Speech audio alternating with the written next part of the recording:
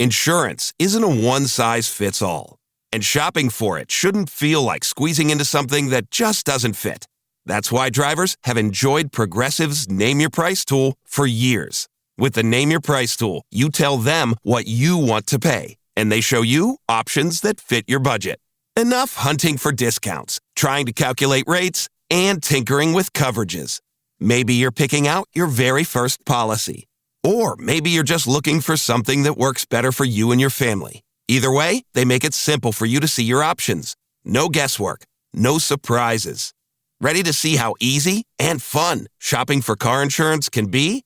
Visit Progressive.com and give the Name Your Price tool a try. Take the stress out of shopping and find coverage that fits your life on your terms. Progressive Casualty Insurance Company and Affiliates. Price and coverage match limited by state law. The Timeline is a Blue Wire podcast.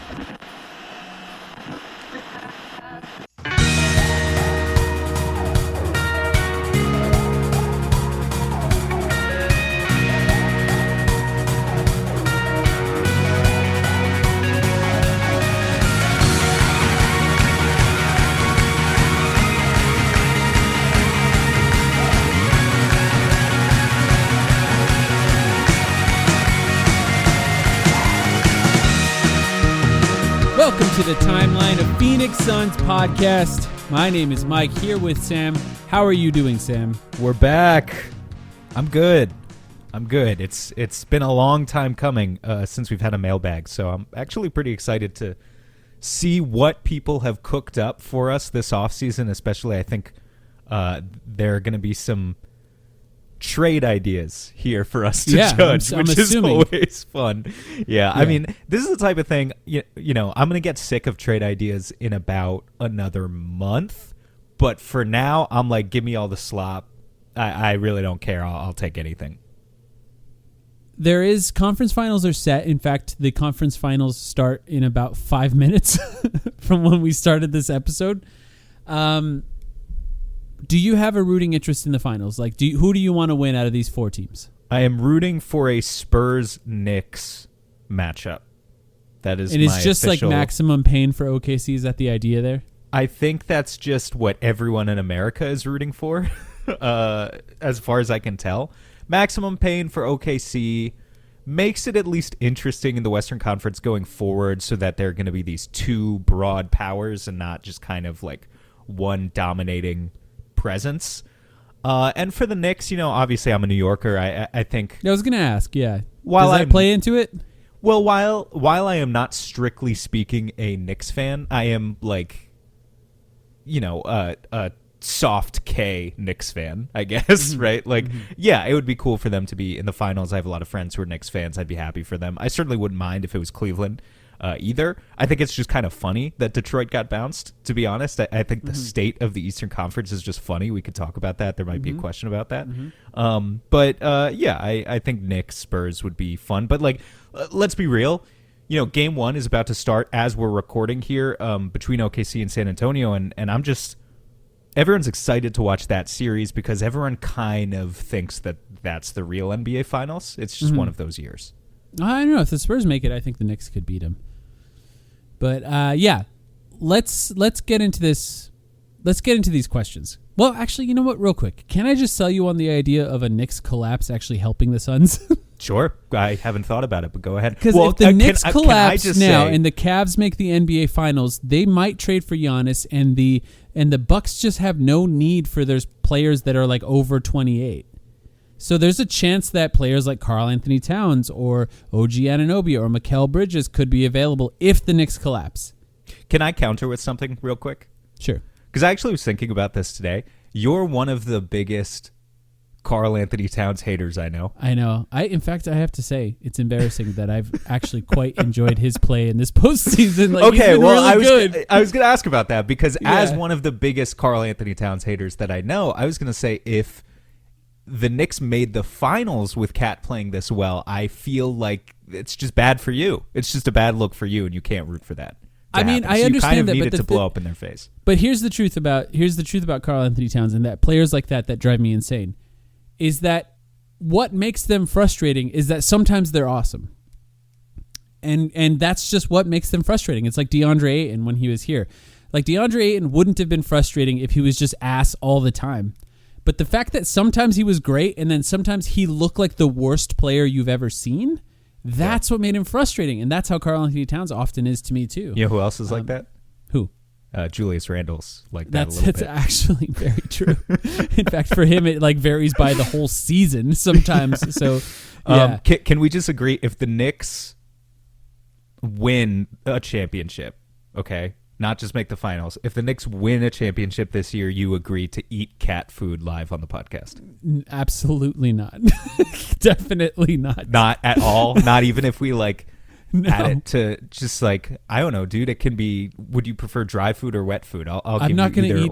I'm telling you right now, I'm not going to eat either of them. It's a pretty easy decision from me. All right, let the record state that I gave him the option to own up to his prior misjudgments. And anyway, the Knicks it was have not like a misjudgment. Karl-Anthony Towns often is bad.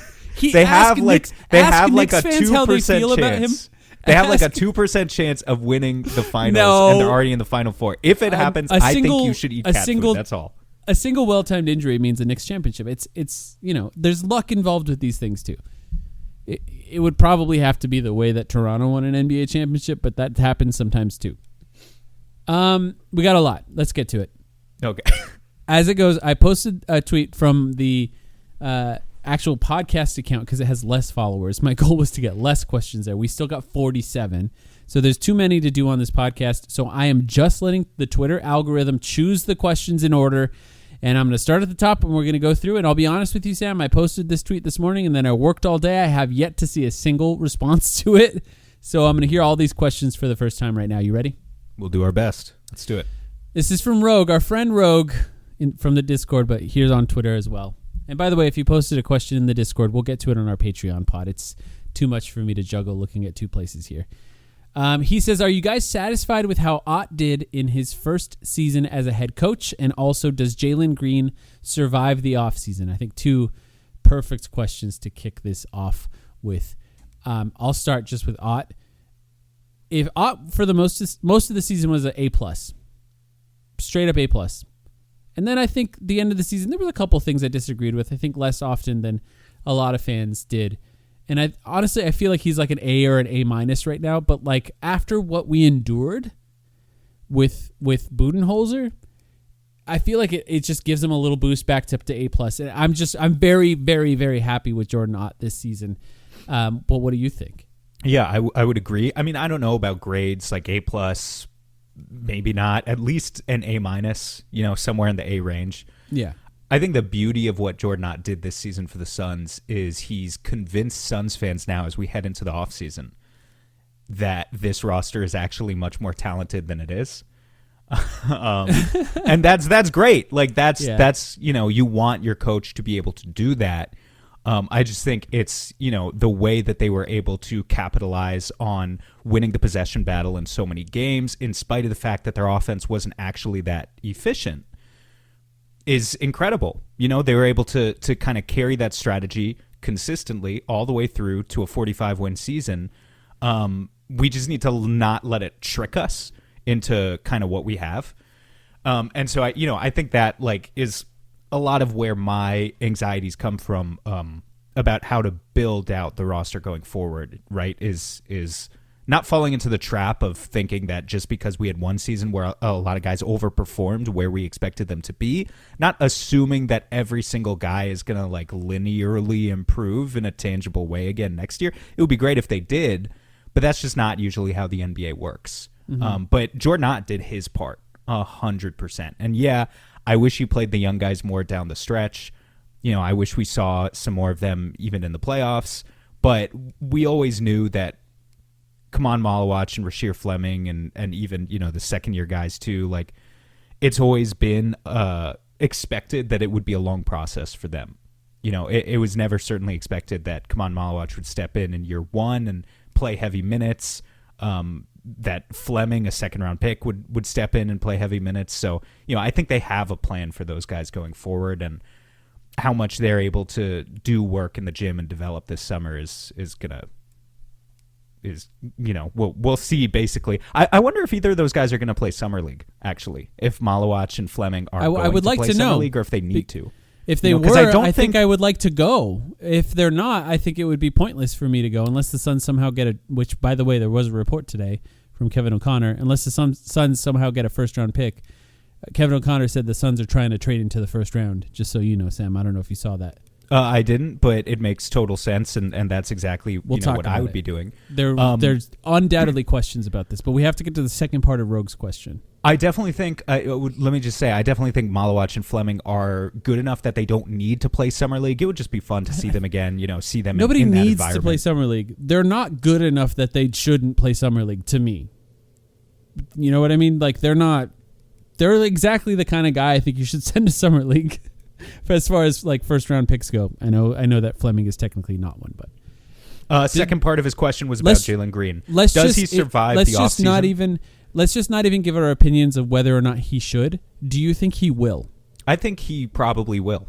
I do too. My opinion of whether he should or not. Let's save it. There's going to be questions. I think he probably, if I were a betting man, the Timeline podcast, sponsored by Kalshi now, by the way. I wish. I'd take that money. That's not true.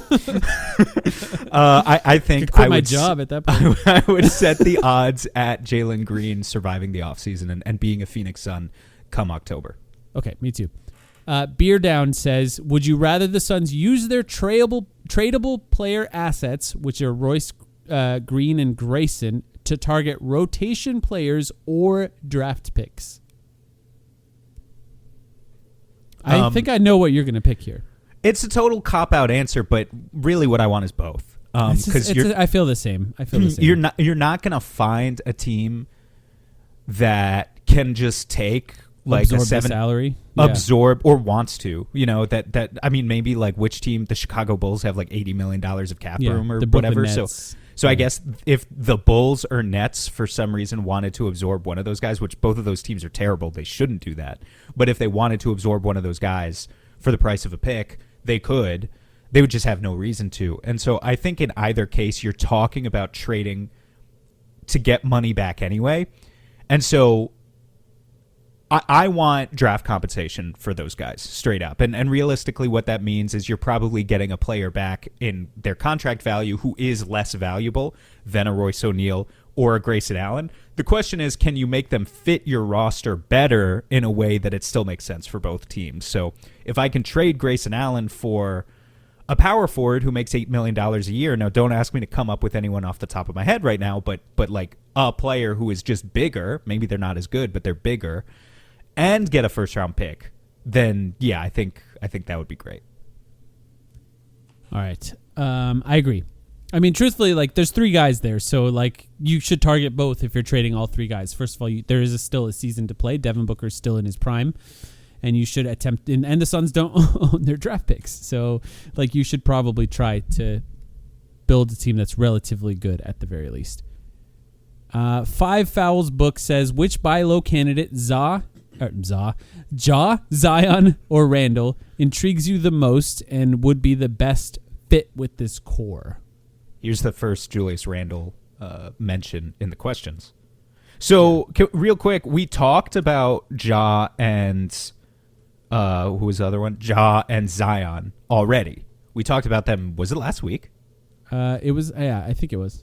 Was it a Patreon episode? I don't remember. But we brought up both of those names. I also brought up Domantas Sabonis because I think he's another one of these guys who falls into this category. Wasn't even in the playoffs this year, so didn't have that opportunity to maybe, murder his stock even more in the way that a guy like Julius Randle did. Julius Randle had horrendous playoffs, or particularly a horrendous second round. Here are his final stats for the playoffs in 25-26. Are you ready? Mm-hmm. 16 points, 7.5 rebounds, 2.8 assists, 2.8 turnovers. Not terrible in terms of raw aggregate numbers. But then you see the 39% for the field, 24% from deep, 74% from the free throw line. Obviously, there's the Wemby effect there because Minnesota, went down to San Antonio in the second round, and that was kind of often the primary guy who's guarding him. But the Timberwolves needed Julius Randle to be some semblance of a second option, and he just wasn't, especially in that Spurs series. So I think you can absolutely add him to the same list as Zion and Ja and Sabonis and I don't know. Is there anyone else who we've put in these conversations as like real buy low candidates who have the ability to draw multiple defenders with their gravity? I think that's kind of what we're looking at when we talk Jaylen about guys Green? like this. Just kidding. I feel like there's someone I'm forgetting, but I'm sure. Sabonis. Yeah, Sabonis, but I feel like even outside of those three guys, there was someone else. Of all of those options, do you have a preference? Randall is the best fit, I think. But do you think Randall is?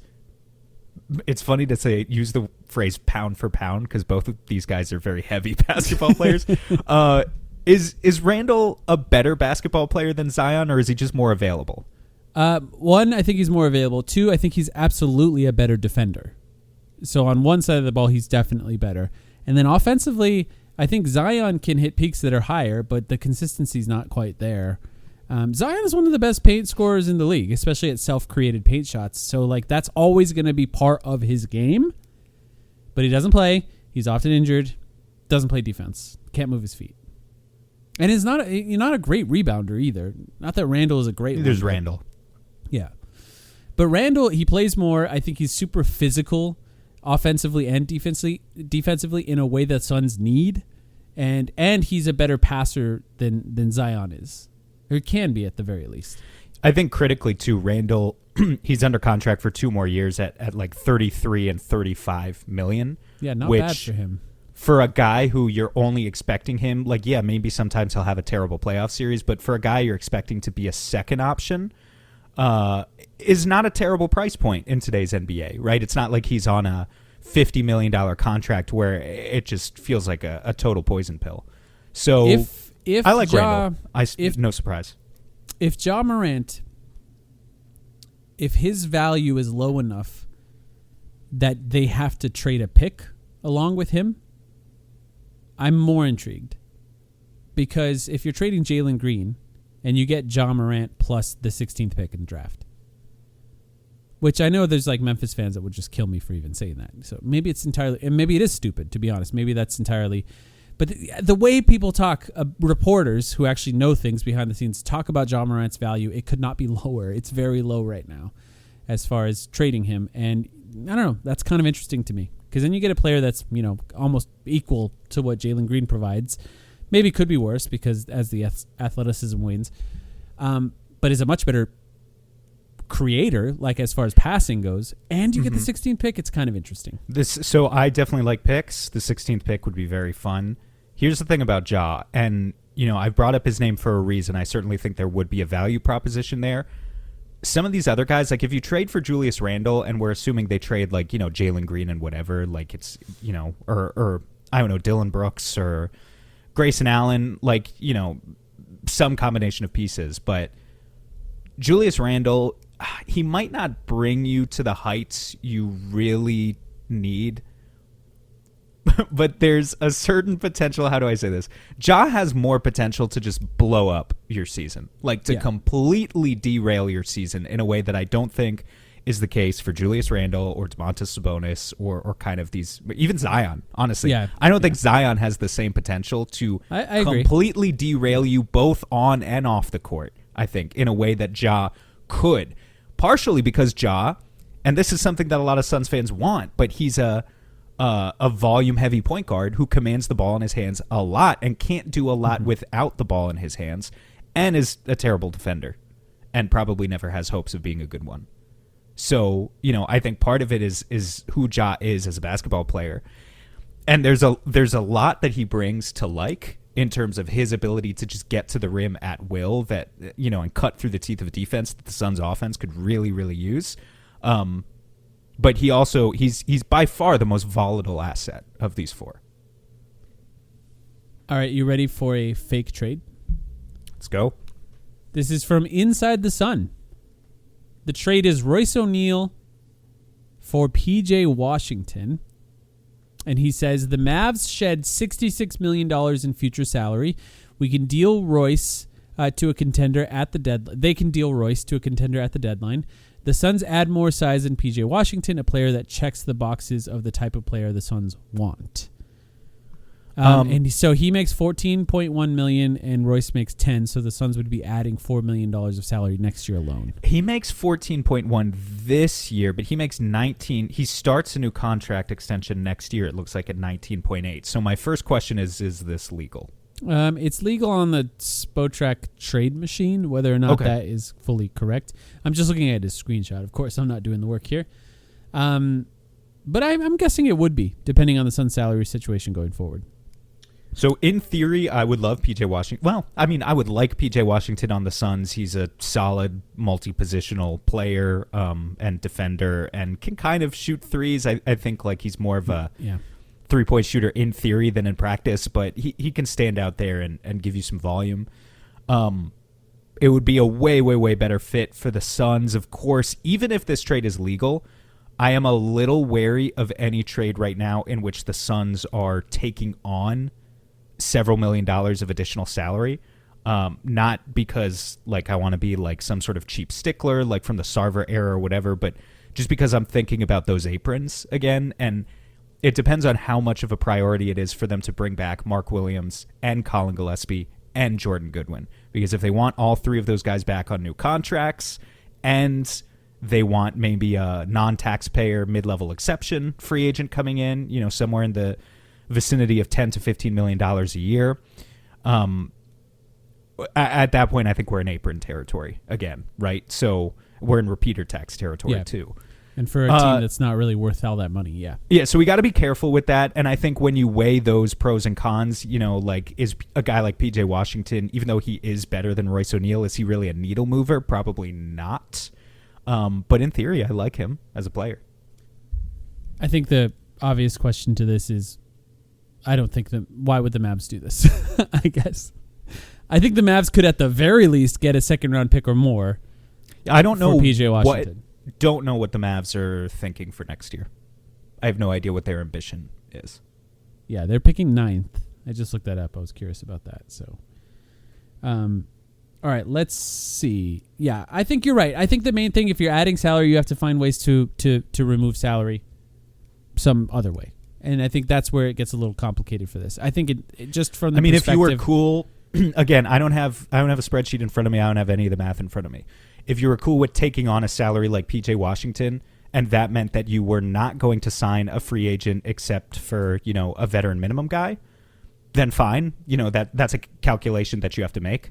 But if you're factoring in the idea of we are also adding a player who makes $15 million a year because we're going to be staying under the tax, then these sorts of additive contract trades are I think, going to be really, really difficult, if not impossible. Mm-hmm. Big thanks to our sponsor, BetterHelp, for partnering with us for this important conversation about mental health. This is Steve Smith here, former NFL wide receiver and host of the 89 show on YouTube. So having a counselor and working with BetterHelp, that gives you an opportunity to really start to unpack. But people don't understand, when you unpack things, you also open up a box that you're not always sure what's inside. So I think that's why seeing a professional is extremely important. If you need someone to open up to, visit BetterHelp. That's betterhelp.com/89 to get started. We've all been there. You're away for the weekend. The big game is on, and you realize you're restricted from watching. Or maybe you're trying to check the latest lines on your betting app, but your local network is blocking the site. These are the ultimate unforced errors. You can prevent this from happening to you with IPVanish. IPVanish is the powerhouse VPN designed to keep you in the game no matter where you are. IPVanish helps you stay connected to your favorite team and streaming services while you travel. But it's not just about watching the game. For the bettors out there, IPVanish provides an extra layer of security and privacy that helps you access your account safely on public Wi-Fi. Plus, IPVanish is lightning fast, so you won't have to worry about lag during those crucial live betting moments. Right now, get a massive discount at IPVanish.com. That's IPVanish.com to get started today. Secure your play and go to IPVanish.com. If you care about coffee and how it's made, check out Alchemy Roast. They roast in small batches and source their beans responsibly, focusing on flavor instead of mass production. The result is coffee that's balanced, well-developed, and easy to drink whether you brew at home every day or just want something better than grocery store coffee? You can order online at alchemyroaster.com, and if you use the promo code TIMELINE at checkout, you'll get 10% off your order. Go now to alchemyroaster.com, my favorite coffee, and use the promo code TIMELINE at checkout. Get 10% off, support a local Phoenix business, and get the best coffee you can buy.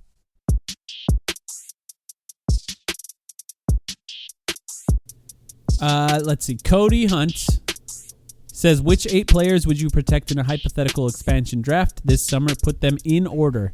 Now, one, I have to say, this is a regular Patreon podcast that we do. We've only done it once this season. We do it. We try to do it multiple times in the season to see if it's changed. What did we call it? Do you remember? It's probably just expansion draft, I think. Yeah. But if you want to, we could just go back and forth and just draft the Suns players, basically, in order to get to 8. That means it's a list created by both of us one at a time.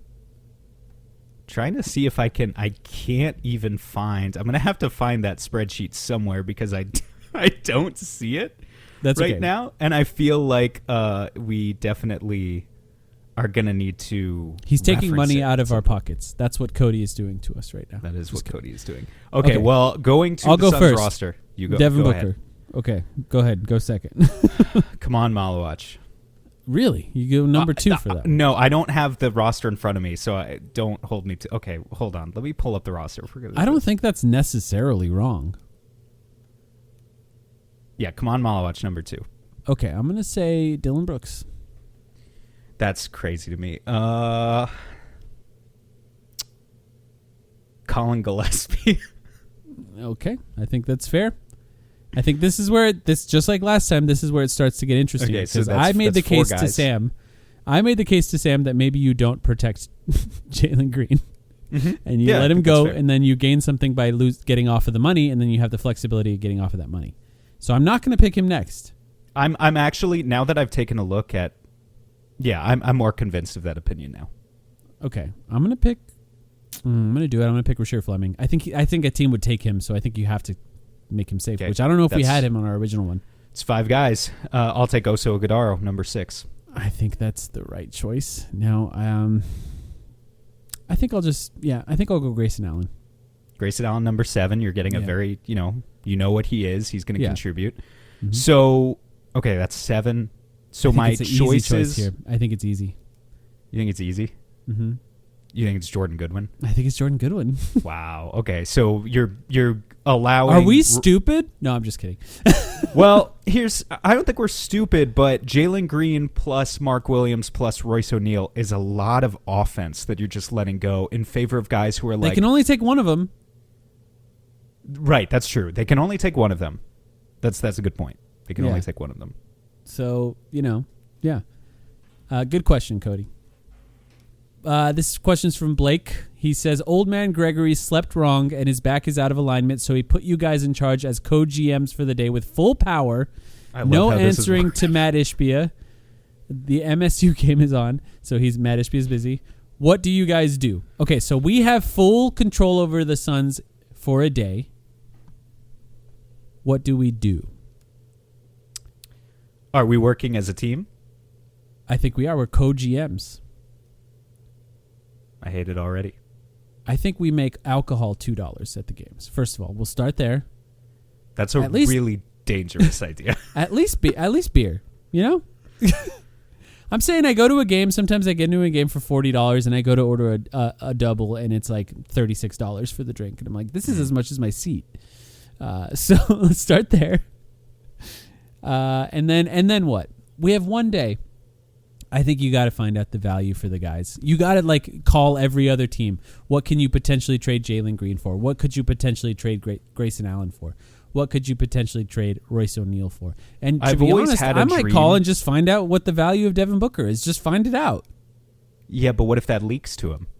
That, hey, this well, we'll already be gone. We only got it for a day. Who was the GM for a day is okay.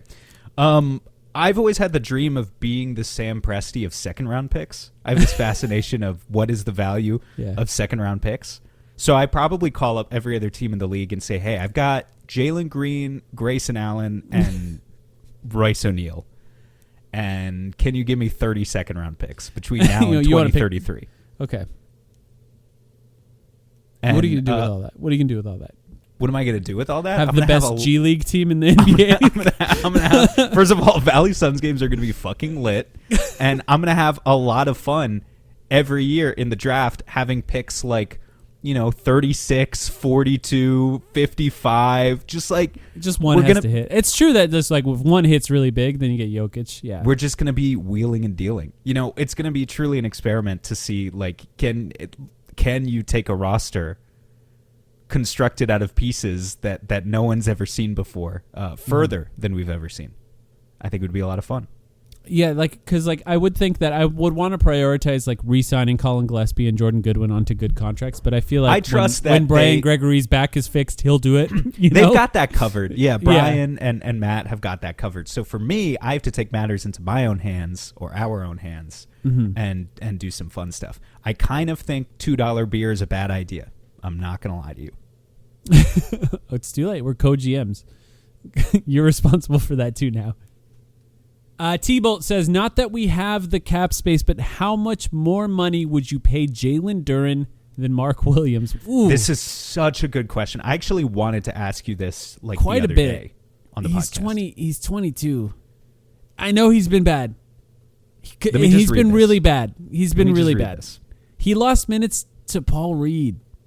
That's embarrassing. Don't disrespect Paul Reed. Don't disrespect That's embarrassing, Paul Reed. Sam. This is a man that was playing for a max contract a month ago. I know. Well, so here are the playoff stats for Jalen Duren this year. 2 rounds for the Detroit Pistons. He played 30 minutes a game, averaged 10.2 points. Oh, my 8 God. Point, I know. It's crazy. 10.2 points, 8.5 rebounds, 2 assists, 1.2 blocks, 51% from the field. Took 8 shots a game. Like, the reason this is such a good question from T-Bolt is because those are Mark Williams numbers. Like, if Mark Williams played in the playoffs with the Suns this year, it would have been, well, I know he did, but like, what did Mark Williams average? Yeah, probably like 11 or something. Yeah, I don't know, actually. Yeah. He didn't play, so we don't know. But the play in the regular season, what did Mark Williams average 14, in the regular season? I mean, he averaged 11 and 8. Like, that's exactly what he averaged. So if he had played in the playoffs, it would have been like probably 11 and 8. And Jalen Duren did literally that.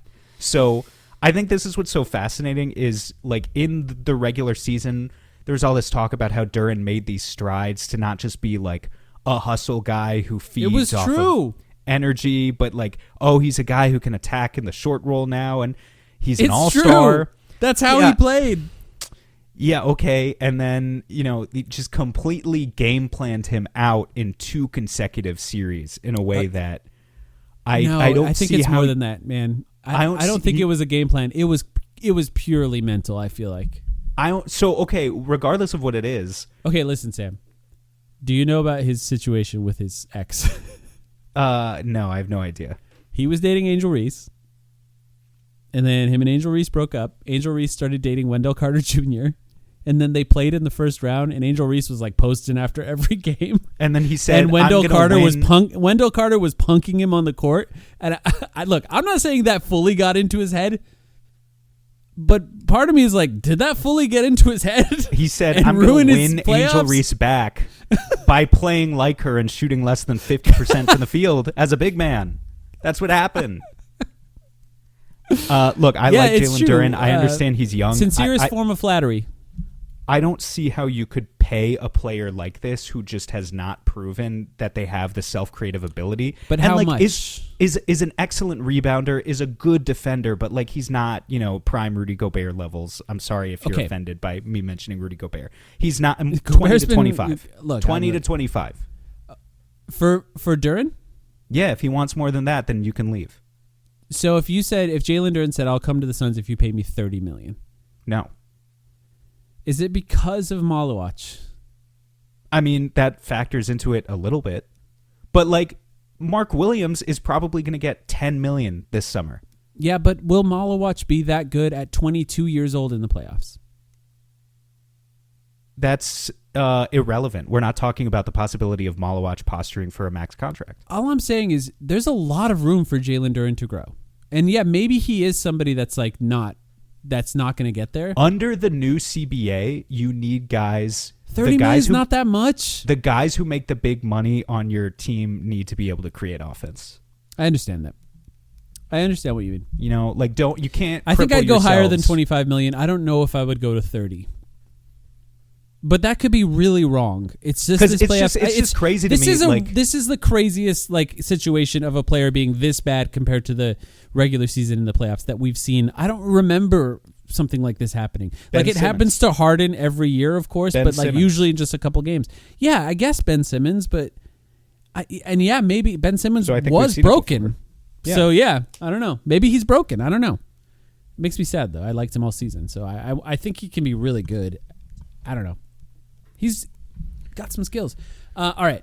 Stephen Freeman says, if you could quantum leap into a person and moment in Suns history, who would you choose and when?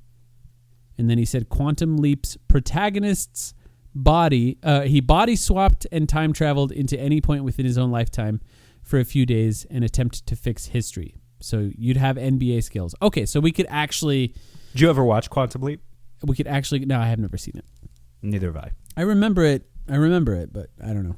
I'm glad he put the explanation there because I don't think I could have understood it. But okay.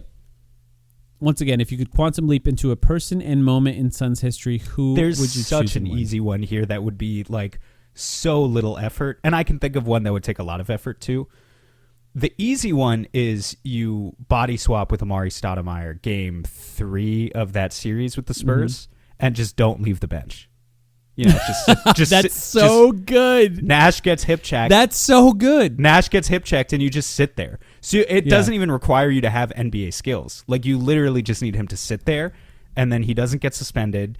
Diaw can even get suspended. You get a couple days. We still win that series. You get a couple days, right?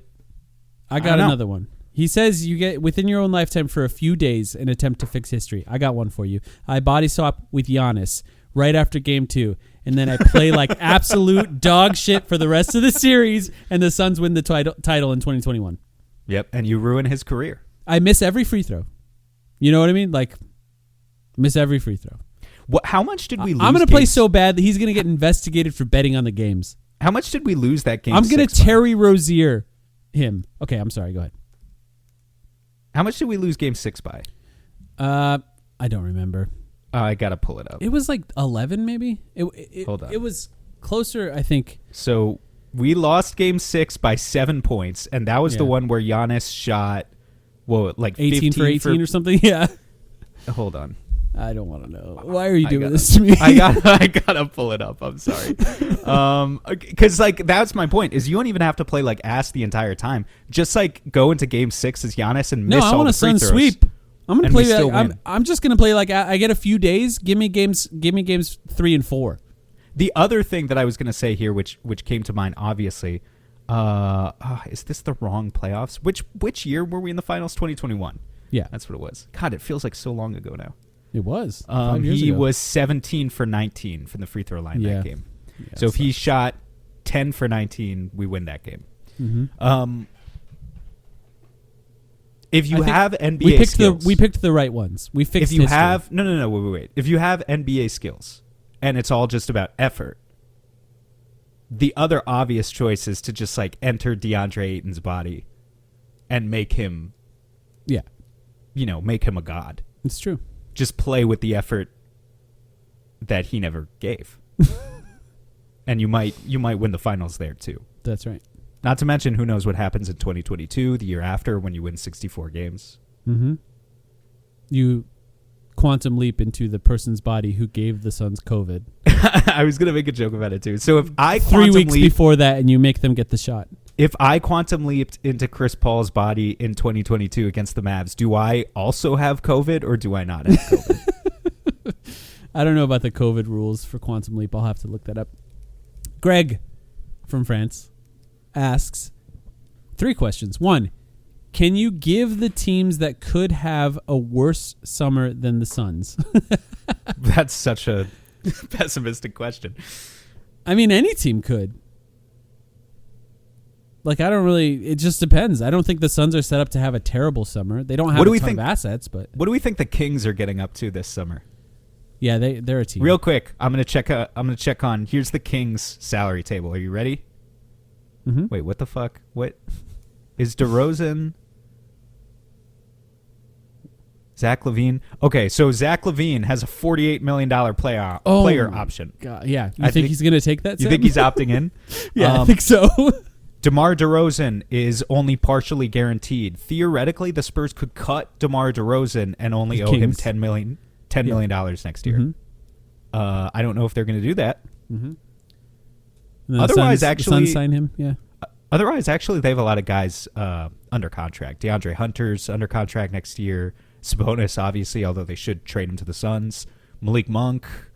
Keegan. Oh, my God. Keegan Murray starts a 5-year deal next year, starting at $24 million. I guess that's not that terrible. He just it's kind of a lie. He wasn't that great this year. He just hasn't popped in the way. I guess this was year 4 for Keegan Murray. I don't think he's made any significant strides since year 1. Yeah, it's a bad contract. That's going to be viewed as a bad contract unless he has a great year next year. Yeah, I think there are lots of teams that are in worse shape than we are and could have very bad summers. Yeah. What are his other questions? Could Miles Turner be the best Suns target this summer? Miles Turner? Yeah, I think that one's kind of interesting because Miles Turner had a down year. Actually, he's an example of like the Zion players who were good but are at the nadir of their value overall. But it's also possible that he just sucks now, that he's not good anymore. And that's why it's kind of a tough thing. But I think if the Bucks are just tearing it all down, which they probably should, I don't know if they will, but they probably should. Then there's a chance that Miles Turner could be had for relatively cheap because he had a poor year. What's the trade there? Are we thinking the Bucks are taking a chance on Jaylen Green? Like, how are we gonna? Oh man, you'd have to get something else from them for that, right? I guess maybe not. Maybe they're equal value at this point, but yeah, I don't know what the trade would be. But do you like Miles Turner as a potential fit, like next to? Like he could maybe start at center, but also potentially play with Kaman. I think he's better than Mark Williams, which is kind of valuable. Mark Williams occupies a really awkward spot where we've talked about this, right? Like he's a starting center, but kind of barely. I don't know that Miles Turner is like significant. He's better. It would be so nice to see Devin Booker with a big that can shoot threes. So here's the thing. Do you remember that brief stretch when Aaron Baines could hit threes and all of a sudden Devin Booker's whole life changed? Mm-hmm. Yeah, I think this really depends because Miles Turner, he makes like $25 million, which is not completely prohibitive, right? He's not like one of these guys where I'm talking about, oh, you can't pay a big who doesn't self-create 30+, and he doesn't make 30+. If you do take the money on, you need to find sources of offense elsewhere, especially if you're going to trade either Dillon Brooks or Jaylen Green, like some player who scores a lot for a guy like Miles Turner who doesn't score a lot. You have to find the source of scoring elsewhere. Mm-hmm. I think that's where, if you have a really good idea of how to use the mid-level exception this summer, there are a lot of like second-tier guards on the market who I think you could get for $10 to $15 million who are decent enough at doing the Jaylen Green thing. Like if you could swap Jaylen Green for Miles Turner and then bring in one of Colin Sexton, Kobe White, or Anthony Simons, who I know are all free agents, with your mid-level, would you do something like that? It's not bad. In fact, I would say that this next question could make you like think about that in a little bit of a different way. The 76ers, I might do that, by the way. And I do like Miles Turner. We'll talk about him more when we get a chance to really dig into some off-season topics, though. Because I would like to actually game out a trade and figure out what makes sense. He says, the last question from Greg, the 76ers might press that red button. What pieces could Phoenix try to get from the 76ers? Can I ask you this too? Let's start here. Would you like Kelly Oubre as a free agent candidate? Yeah, I'd take him back.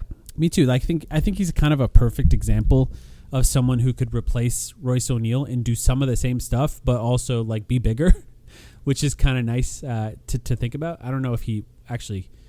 I think he was a little upset when he left here. It seemed. I think he was too, and I don't know if he's gotten over that. Kelly is by all accounts, an NBA veteran now. He's been in the league for over a decade. And I think he's still good at much of the same things, and I think he's still bad at a couple of the same things, right? Like, I think Kelly is always going to have tunnel vision and never really learned from that.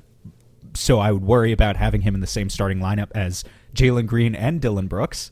But he can shoot and defend, and is certainly bigger than Royce O'Neal. Yeah. Quentin Grimes is kind of an interesting player too. For sure. Has not had the best last few months probably, but I think he's kind of interesting. Like you're talking about potentially losing Jaylen Green if you need another guard who can create and score a little bit. Yeah, he was actually in the back of my mind. I just forgot to bring him up. Quentin Grimes is a free agent. So I would put Grimes in the same tier as Kobe White or Colin Sexton. He's just like, I don't know if he should be a starter on a really good team, but when he was a starter on a bad Sixers team, he was averaging 20 points a game and doing it relatively efficiently. So that's not nothing. There's two players that people are wondering why we're not talking about, by the way, and that's Paul George and Joel Embiid. And the answer is no. They make too much. They make too much. Yeah. They make too much. Those are two guys, by the way, that fit your like guys who could potentially be had for lower than their value when they're on the court. But like they make so much more than those guys. Yeah. Are not available. Yeah, exactly. I mean, I would love to have either of those guys. Yeah, obviously. I'm very, very jealous of that as like a backcourt of the future. I just think that's such a fun two guys to root for going forward. And the way they make up a backcourt is so like modern as far as how they play basketball. And that's just so fun to watch. I'm jealous. But I don't think those guys are even on the radar for the Suns in any way. I'm talking about Joel Embiid and Paul George. Paul George had a good few weeks in the playoffs there, though. He looks pretty good. Aiden asks, and this is AIDAN, not DeAndre 8. What would you do with Mark Williams in the center position next season? I would feel fine letting Mark Williams go. Sunk cost for me. I think it would be best if you could sign him on a cheap contract. But if you can find, like if the worst case scenario is Kaman Malawach gets to play more, that would not be the worst thing to me. But yeah, what do you think? I don't know where my upper bound is for Mark. I still don't. Like probably around 3 years, 40 million. Yeah, I think that's a good number. Like above that would with be like something non-guaranteed in there. With right? something non-guaranteed in year 3. Yeah. Like above that is like, okay, you weren't that good. Like I know they traded 2 first-round picks for him, and I know they were late first-round picks, but like I would be desperate for a late first-round pick right now. For me, it's not even so much about the sunk cost. It's just that like I know Mark's not perfect, but the Suns were better when he played. The Suns were better when he played, and he was solid. They definitely solid. Were. Yeah. And I here's what I'm worried about. I'm worried about, taking a team that already got so little in the paint and like barely even looked for Mark Williams offensively, and that's part of the problem. But now if all of a sudden he's off the roster, getting even less at the rim than they already did, it is very concerning. Because in order to have a healthy offense, they need scoring production out of their big men next year. Part of that is, Oso needing to develop some more combination of more confidence and more skill. I certainly think Malawach has the confidence. I think the skill will come in time. But Mark is capable of scoring inside of 5 feet, and the Suns need that in some form.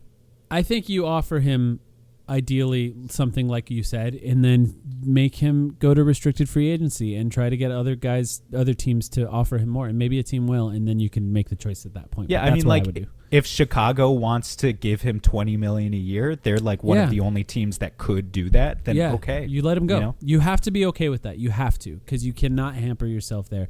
If they give him too much guaranteed money in the future, you cannot risk it. But is Chicago going to be willing to do that when they could just, to our point earlier, bid $25 million a year for Jalen Duren? Right. I don't know. Yeah, that would be smart for them actually.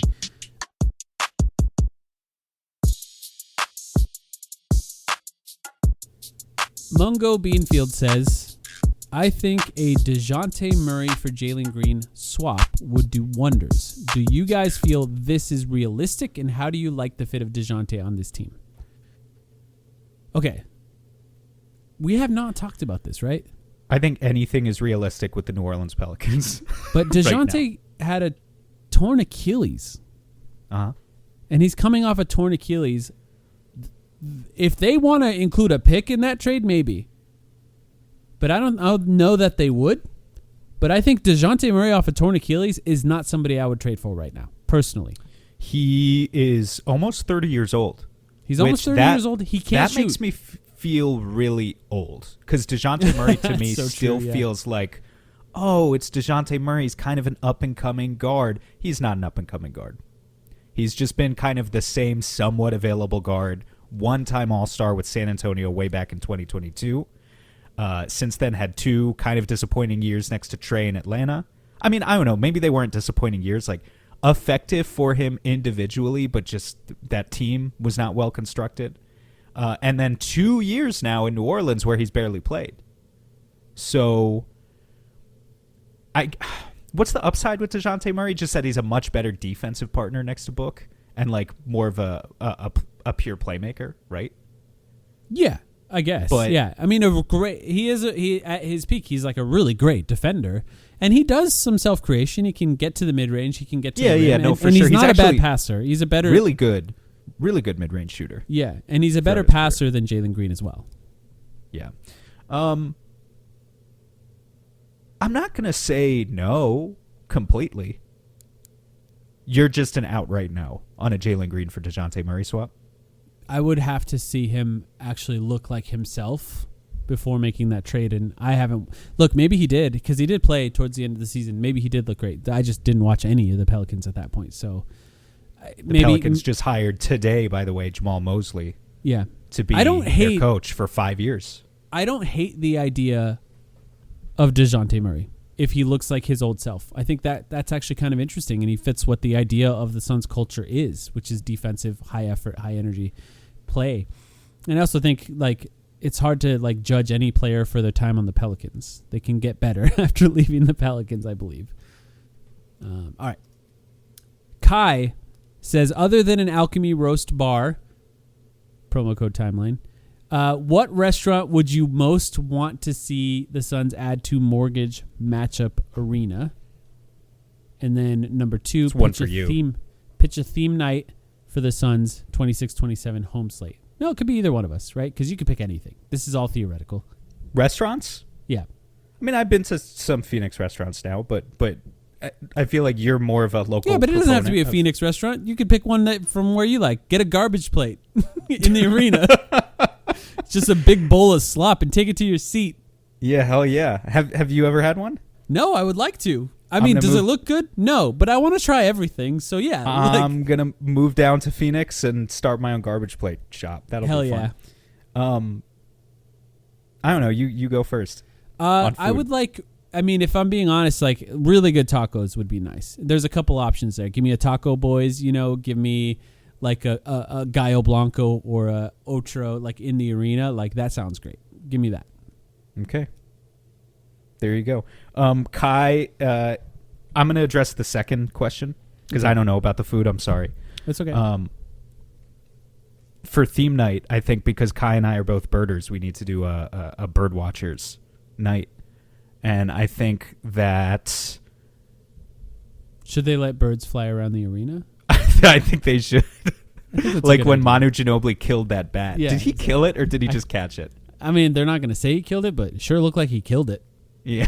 Okay. Well, we'll do that, but we don't kill the birds because that would hurt my heart and Kai's heart too much.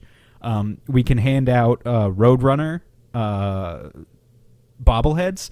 I like celebrate all of the Suns jersey on. Yeah. Celebrate all of the cool birds unique to the Southwest. If you come dressed as a vermilion flycatcher, you get a free jersey. And whatever. We'll just do all sorts of bird related promos. I love it. Have a median age of 65 in the arena. That's my goal. Another question from Aiden, who said, will Rasheer or Malawach be starting next year? And I think he means like, will the intention be that they're a starter, not that like will they start opening at some night point? starter is kind of. Well, yeah, thought. I guess we can answer it either way, but I'm going to say that no. I think possibly Rasheer actually could be a starter, but I'm going to say probably not. Yeah. What do you think? Both of them will start more games than they did this year. Yeah, that's probably true. But they won't be opening night starters. The intention should not be, frankly, for either of them to be opening night starters if the Suns want to build on where they finished this year. Steven asks, which were your favorite and least favorite podcasts this season? Fuck, man. I don't know. Did we have any particularly terrible podcasts? We've talked about how we both miss playback. Just not getting to have the same sort of live experience moments this season, especially as we look back on this season. There were so many game winners, and there were game winners from like 4 different guys on the team, which is so fun. And we didn't get to do any of those on playback. Any particularly bad podcasts stand out to you? Just like going 0-4 against the Thunder? I mean, I guess. I actually don't mind podcasts after big losses because that's like when we could actually talk like basketball strategy and stuff like that. So I kind of, in some ways enjoy those. Like I don't enjoy the losing, but yeah.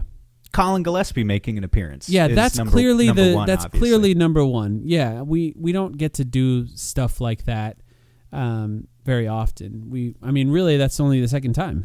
Because if you count JJ Redick, he wasn't an active player, but that's the only the second time we had an NBA player on the podcast. So that's number one. As far as least favorite, like I don't know. There probably were podcasts that weren't very good this year, that on my part or something, but I forget them immediately because we have another one to do in 3 days or whatever. So whatever podcast it was in the offseason where we hyped up the idea of Nigel Hayes Davis, that was probably our worst podcast of the season. Yeah. Yeah. And you know what? Come August this year, with whatever bullshit guy they signed to be 15th on the roster, we'll do it again. We're going to run it back. So get ready for that. Giggs asks or says, rank every player based on how confident you are in a Suns jersey. They'll be in a Suns jersey in October. For some reason, I was expecting him to ask, rank every Suns player based on attractiveness right now.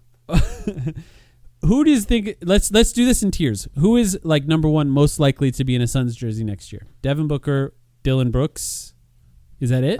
Really? Yeah, Devin Booker is in his own tier.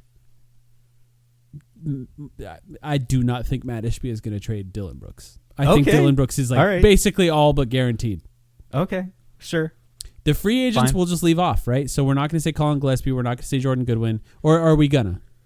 Because we only control a part of that. We'll leave off the free agents. Because I'll say like Colin Gillespie's pretty high on that list if we're counting him for me, and Jordan Goodwin probably too. So who's in tier 2 among the guys who are under contract? Is that Oso Agudaro, who's entering year 3? God, I'm not confident in anyone else. Jaylen Green, maybe. Yeah, but some of them should be a tier above the others. Like, yeah, that's wouldn't true. You be okay? So Kaman Malawach, Rasheer Fleming. Yeah, maybe Grayson Allen. You'd be way more surprised if they moved off those guys versus Royce and Ryan Dunn and Grayson, I guess, would be in the lower tier too. Yeah, I would say tier 2. So tier 1 for me, okay, Devin Booker. If you want to put Dillon Brooks in there, fine. I'll concede that to you. Tier 2 is kind of young guys who we really think they believe in. That's Malawach, Fleming, and Oso. Tier 3 is Jaylen veterans. Green. What? I think Jaylen Green would be in tier 3 for me. Yeah, Jaylen's in tier 3. I think they like him. That's the impression I got. So wait, okay, but Jaylen's in tier 3 with Royce and Grayson. I think that's fair. Yeah, actually, yeah. And everyone else who actually has some trade value and might get moved. And I would put Ryan in that tier too. I think Ryan Dunn at this point is a tier below Oso, Malawach, and Fleming. In that other teams might be, as we've heard, making calls about him and just asking what the price is. Yeah, and then everyone else basically, right? I mean, who else even is there? Are they? They're probably going to bring Highsmith back, and Livers, and like guys who probably won't be on. I guess they're technically. Yeah, those are. Well, free Bouye agents. is signed next year. Oh, Bouye is signed. Okay, Bouye is signed. Highsmith is signed. Non-guaranteed, I guess, but yeah. Is Coffee under contract for another year? About Bouye, I don't remember. Is Coffey under contract? I think he is, or I don't remember. No, he's not. He's a free agent. Dawson Fear Now says, what's your favorite Blake Griffin ad and how long until he's singing Call Rafi Rafi? That's it. Call Rafi Rafi, by the way, Sam, is mostly radio ads, but for a local like ambulance chaser lawyer. Yeah. No, I actually know that one. So, okay, cool. Blake Griffin, what is that? Like the only one I can think of is that lemon pepper wings one. That's the one that I see often with Blake Griffin. Is he in other ads? I'm sure he is. Yeah, he is. That ad plays constantly. He's constantly in a DraftKings or FanDuel ad. I forget which one it is too, where he's at the bar and he's like, I made 29 threes in the playoffs, and the bartender's I don't like any of them. Yeah, I'm sorry, Blake, but not a huge fan. I respect how famous he still is. Like I respect him dunking on Shams Charania the other day for spoiling the fact that Shea was named MVP at 6:30 in the morning. Yeah. So I respect him for that. All right. Next one from I Hate It Here. What do you think the end goal here is for the Suns? We have no picks to build through the draft. Obviously not close enough to even believe we win a championship in the next 5 years. Why not just blow it up right now? This is a fair question to ask. I'm sorry. It's so perfect that his name is I Hate It Here, and it's just fucking Eeyore being like, oh, why even try? What's the point? You go first. I think that this is true. Okay, I've been thinking about Matt Ishbia lately. And because this is the man that's going to control this team regardless. This is the man that's going to control this team regardless of if Brian Gregory is here, of if Josh Bartlestein is here, or if Jordan Ott is here, right? So this is really the person that's going to be making the decisions for the rest of my life. So I think Matt Ishbia has made some pretty poor choices for this team and has made some pretty good choices. And I actually do think that he has learned lessons from those poor choices and actually made changes to the team and pointed the team in a different direction based on what he's learned from those choices. And that does give me some faith that he's capable of changing and learning, and he genuinely wants to win for this team.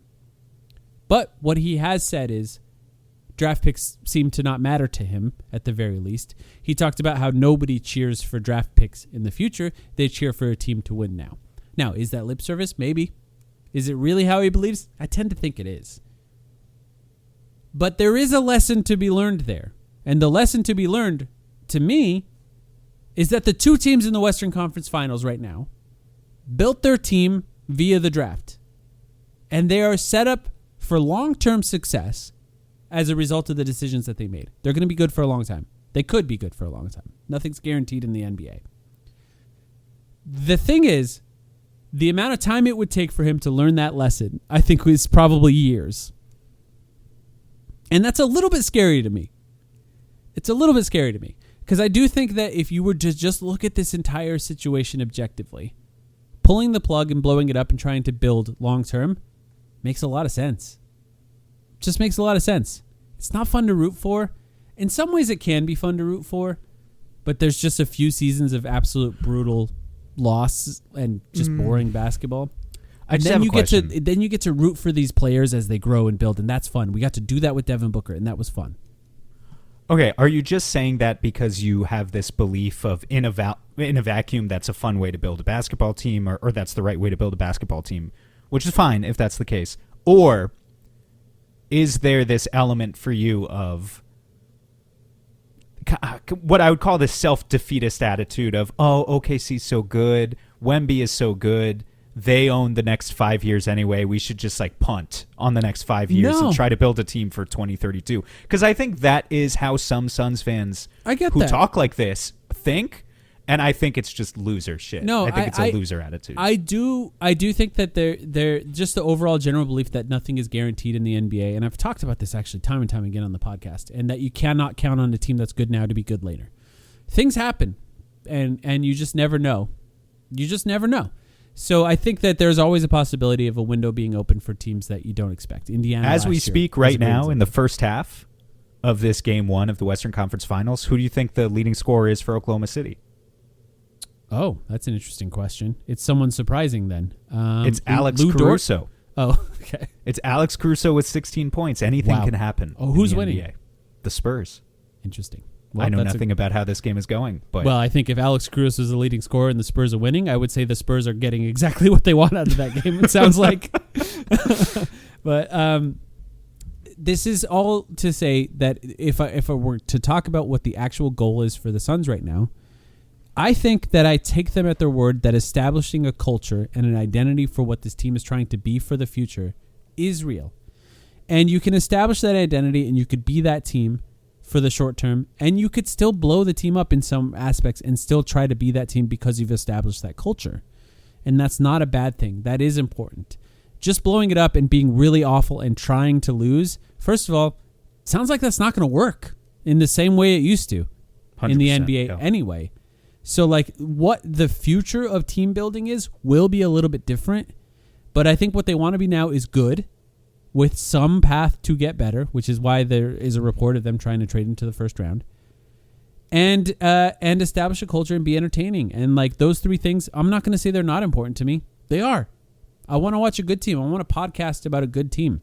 I want to be entertained when I watch sports. And I would say that fans of teams, now granted these are all Eastern Conference teams I'm about to bring up, but the New York Knicks, the Cleveland Cavaliers, the Indiana Pacers last year, these are teams that get chances now to go to the finals despite being very clearly flawed. Like well built in some respects, but also have clear flaws. And yet they still get their bite at the apple. They still get a chance to win an NBA championship.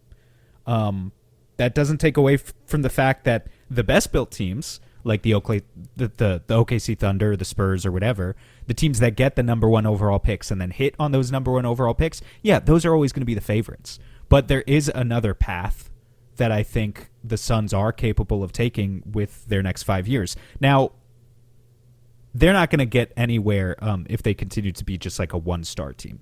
If Devin Booker is the only star on the team, then they don't have a chance. But sometimes if you have 2 stars, that's all it takes. And so, yeah, I don't know. They'll try and build their way towards getting that second star, I guess, for the next few years. Yeah. Maybe it's Malawatch. Good and valid question, by the way, and maybe one that Suns fans don't like to hear, but I think it's an absolutely valid question to ask. We got another fake trade. This is from Robert Aranda. He says, Giannis Antetokounmpo goes to the Heat.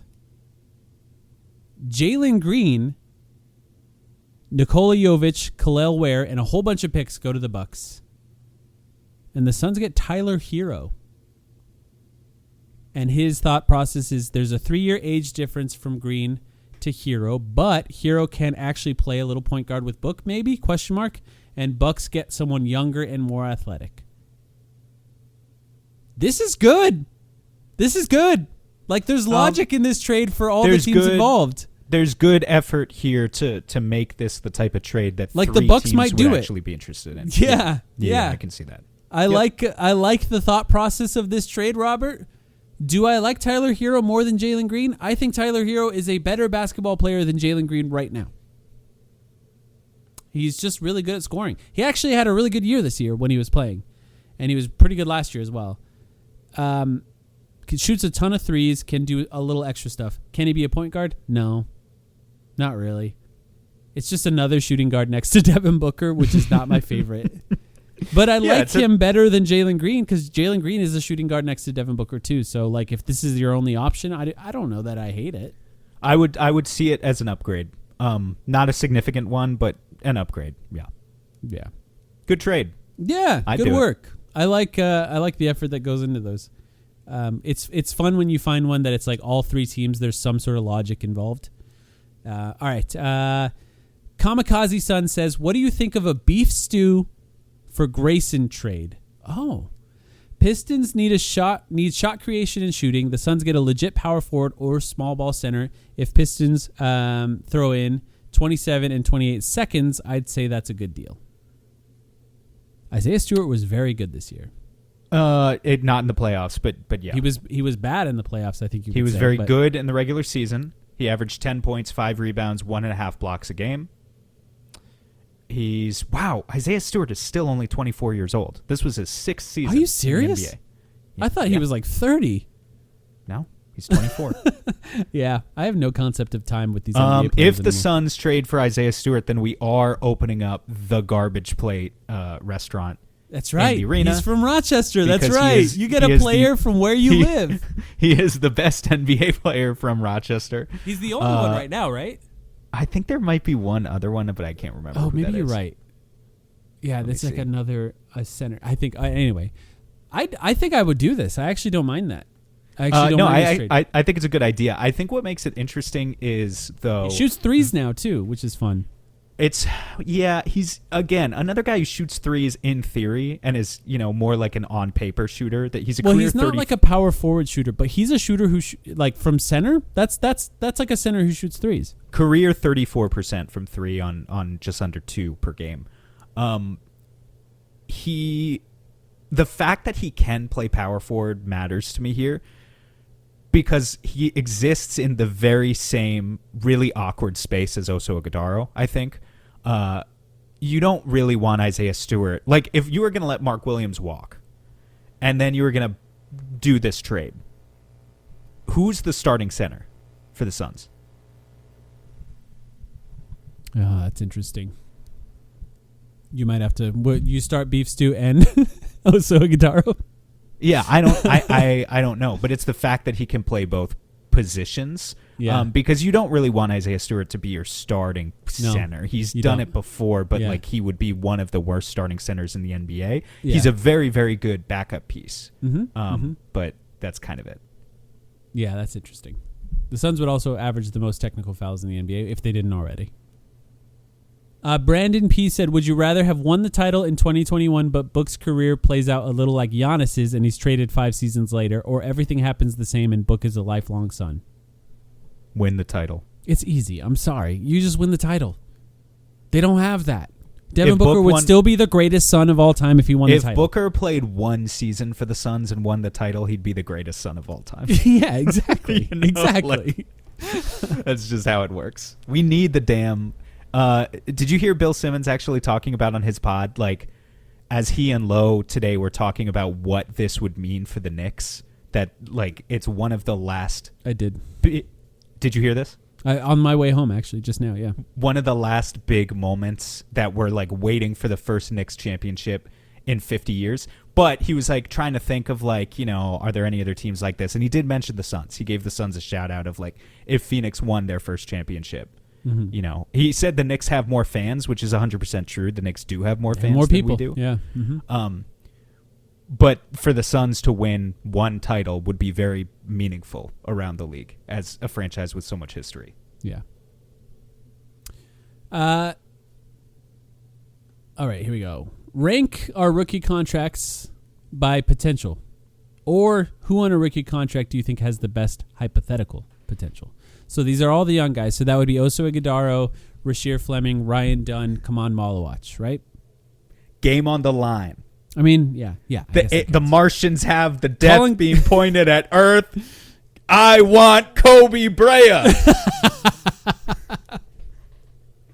Malawach clearly has the highest potential. Malawach definitely has the highest potential. You can't coach massive. When you are massive, that's just who you are. You can't teach it. So that's the potential right there for him. I think number 2 is Rasheer Fleming, though. Right? Higher ceiling than Oso? I think so. He can shoot. I would agree with that. I would agree with that. He's just more of a natural fit to be a starter in the NBA than Oso. Yeah. And then Oso, then Ryan, right? Yeah. I think that's actually kind of easy to do. I think if you disagree with us, let us know why. We got a fake trade from Jake. Jaylen Green and Ryan Dunn for Josh Giddey and Jaylen Smith. The return. That's right. How would you feel about this, A? And B, would you do it with or without sending a first? What is Josh Giddey's contract? 3 more years. He's $25 million over the next 3 years. Yeah, I'd do it. After next year. So 4 years total. No. 3 more years. Okay. At cool. 25. Yeah. 3 more years at 25 flat a year. Got it. Perfect. Yes, I would do that. Is Josh Giddey perfect? No. But he's made strides. He'd be the best passer on the team. Oh, of course. Well, I mean, him and Devin Booker, I guess. He'd be the best non-Devin Booker passer. And Jaylen Smith is a big who shoots threes. He's a good backup big. He would. Would this kind of be like getting Ricky Rubio and Aaron Baines back, like remaking the 2019-20 version of the Suns again? Aaron Baines is a different. There's nobody really like Aaron Baines now. I just mean Jaylen like Smith. Steven Adams. Jaylen Smith protects the rim and shoots threes like Aaron Baines, which they don't really have that combo unless Malawach starts making threes next year, which is possible. But I would do it. I think I would do it too. I don't think I would do it if I had to include a pick, which is what he asked. Would you? No, not for a pick. So. I don't like Josh Giddey that much. I can't shoot. Yeah. Not entirely looking forward to rooting for him on that situation either, though. But yeah. What trade packages do you think the Suns can get for Booker today? And do you think that package would get better or worse if he's traded later? Today is not a good time to ask that question. You got to wait for these teams to flame out in the conference finals, then ask that question again. Well, Detroit would give up a lot. If there's any team, you're right that like even more teams will lose and feel the pressure in the next few weeks. If there's any team that feels pressure to get a rock star number 2 right now, it's the Detroit Pistons. What would that package look like? I don't know. Do you think you could get 4 picks for Devin Booker from Detroit? What does Detroit have right now? I gotta look at their contracts. I don't know. I'm just throwing it out there. They no longer have Tobias. I believe he's a free agent. We're gonna have to I think you could get 4 picks. Because like what the fuck is the 60-win season for if you get into the playoffs and they just trap Cade and can't do anything? Right? I don't think they'd give you Asar. I would want Asar. Yeah, of course. I would too, but I don't think you do that. I think they're probably gonna. They'd rather just give you picks, is what I mean. And why can't I can't. Would you rather have Asar and 2 picks or 4 picks? Wait. I don't know. And by the way, we're not saying we do any of this, but we're just building hypothetical trades here. I'm just looking at their cap sheet right now. Just looking at the money. So they have a really weird. They actually don't have a ton of money on the books. They have Cade making $50. What is the deal with this Duncan Robinson? I guess Duncan Robinson is not fully guaranteed. So the package would probably have to look something like Isaiah Stewart, who we were just talking about. Duncan Robinson, Asar Thompson, and picks? Yeah, it's not great. They don't really have any other... Asar, though. He was so good in the playoffs. I mean, he can't score, but his defense is insane.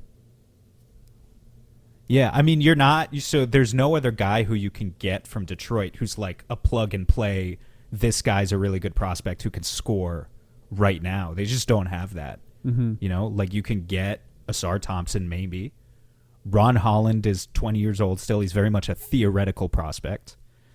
Jalen Duren's a free agent. Yeah. They traded Ivy at the deadline, so he's gone. Mm-hmm. Like Dennis Jenkins, I guess. He kind of rocks. Yeah, but he's like, I think, a low ceiling prospect. Like 100%. He's 24 years old, kind of came out of nowhere. But he's basically campaign. Like when campaign was good. I have no idea what picks Detroit has available. Okay, so I'm just shooting from the hip here, right? Yeah. If they offer Asar Thompson, Isaiah Stewart, Duncan Robinson, and first round picks in 27, 29, 31 for Devin Booker right now, yeah, what do you say? It's not bad. It's not bad, but there's just no. There's no high level offensive upside. Like Asar is so weird because what's his contract going to look like in 2 years or in 1 year when you have to pay him? I think he's just going to be the best cornerback in the NBA who can't play offense. Kind of interesting too about trading for picks post flattening of the lottery odds, where like if they just barely miss the playoffs in one of those years, there's a chance you get the number 1 overall pick. So, like, there's not going to be a ton of trades that put a ton of picks into these trades in the future. So that is just kind of interesting. I think I would if I was trading Devin Booker, I definitely would like to know what else is out there. But if the decision has been made, you're trading Devin Booker, then I would take that. That's a pretty good trade as far as you get one high upside player and a whole bunch of picks, and then everything else is just filler. All right, this question is from Only Suns Fans. He says, what's been your favorite hate watch during these playoffs? I'm having a hard time deciding between the Celtics losing, DeAndre Ayton losing, or the Rockets losing. Cheers. What's your favorite hate watch? What's your favorite hate watch? Well, it's been, to his point, it's been a good playoffs for hate watching. It's true. I've kind of let go on DeAndre Ayton. You know, I don't know. It's just kind of sad now, I guess, now that everyone hates him. I don't, here's what I'll say. I don't root for him to fail in a way, but I was enjoying the full narrative of the DeAndre Ayton experience playing out for Lakers fans specifically. Totally. The ones that called us crazy for saying what we said about DeAndre Ayton early in the season, they got to get the full picture. It all happened. Everything that happens with DeAndre Ayton and happened with him the last 2 years in the Suns happened for Lakers fans this year. So that part I enjoyed. Yeah. No, that 100% makes sense. Like, and if Ayton goes anywhere else, I don't know. I think everyone just knows who he is now, right? It's been the same thing 3 cities in a row. I don't think he really has any more room to go hide somewhere else and kind of like for people to expect him to suddenly be a completely different player, right? Everyone just knows he has to prove it. I had the most personal fun hate watching the Rockets and the Celtics, definitely. Yeah, I think I was rooting for the Celtics to lose the most. And that's like partially just because they're just one of those teams that, I don't know, the fact that they lost in such a funny way. Do you know what I mean? Like the 76ers did not look good, and then they just lost 3 games in a row to end that series. By the time that Game 7 happened, I was just watching going, I want every shot by the 76ers to go in. I was cheering for them as if they were my favorite team in that game, which was... Little bit of the Nuggets too, right? We got to throw them in here. I enjoyed as well. that too. It's just like these teams that have been anointed for years, and especially this season, anointed by basketball hipsters, and I recognize we ourselves are basketball hipsters, but a specific type of basketball hipster. Just, the staff of TheRinger.com that were anointing teams like the Nuggets and the Celtics all season long. So to see both of those teams lose in the first round was chef's kiss. I agree with that. Anything else before we go here? Oh, man, I don't think so. I apologize to any questions that we didn't get to. Yeah, I'm sure there's probably like 20 or so that we didn't get to. But we got through a lot, actually, and we were here for, this will be an 1.5 hour long podcast probably. So we got through quite a bit. So, yeah, thank you. Thank you, everyone, for all of the questions. We appreciate you. We'll be back with a Patreon podcast later this week where we're going to answer some of the questions that people asked in the Discord, so we can get to those later. And then we can also go over...